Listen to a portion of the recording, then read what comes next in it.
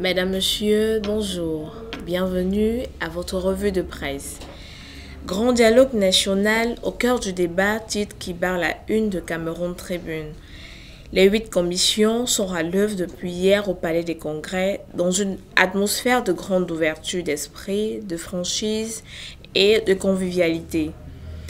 À Keremouna, Ali Sadio, Jean-Jacques Ekindi et Célestin Bédzigué, ulcérés par la démarche partisan de la conduite des travaux par le Premier ministre Joseph John Gouté, quittent le navire, informe le Messager.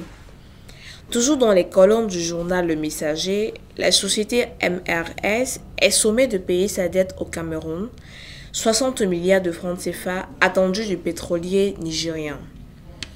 Le déficit d'emballage plombe l'agro-industrie Made in Cameroun, titre l'économie.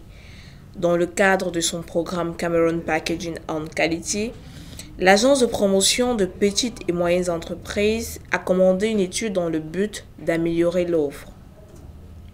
Selon le tabloïd Business Day, l'ancien PDG de Stand-Off, qui est en train d'assainir son bilan après avoir découvert une fraude de plus de 100 milliards de rand dans ses comptes, a perdu une demande judiciaire visant à faire modifier ou rejeter la plainte déposée contre lui par Djib Dutoit, un homme d'affaires du Cap, faute de détails précis pour lui permettre de plaider.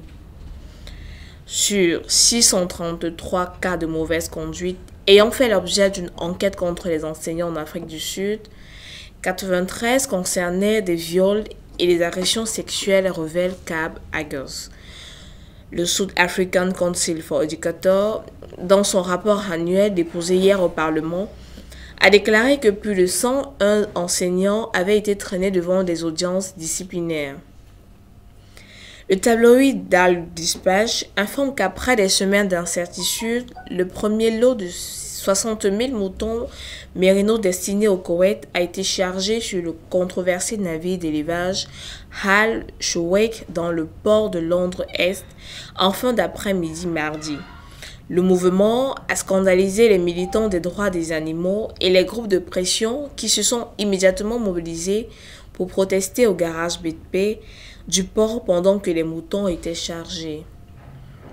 10 blocs de pétrole en enchère à partir d'aujourd'hui, titre le journal de l'Angola. Il s'agit des 10 premiers domaines sur un total de 55 à faire l'objet d'un appel d'offres d'ici 2025, conformément à la stratégie approuvée par le Conseil exécutif. Selon Boari, les droits individuels ne doivent pas menacer la sécurité nationale.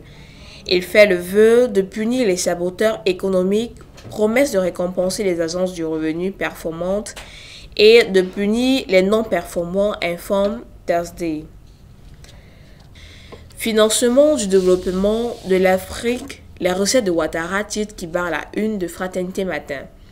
Le chef de l'État a ouvert hier le 5e forum de la Banque mondiale. Toujours en Côte d'Ivoire, le journal Le Jour informe que Mambé Begré décaisse 200 millions de francs CFA pour le financement des projets. Installation d'une CEI unidirectionnelle, le régime prépare une autre crise électorale, informe le Nouveau Réveil. Mesdames, Messieurs, c'est tout pour votre revue de presse. Bonne suite de programme sur Freka TV, votre télévision.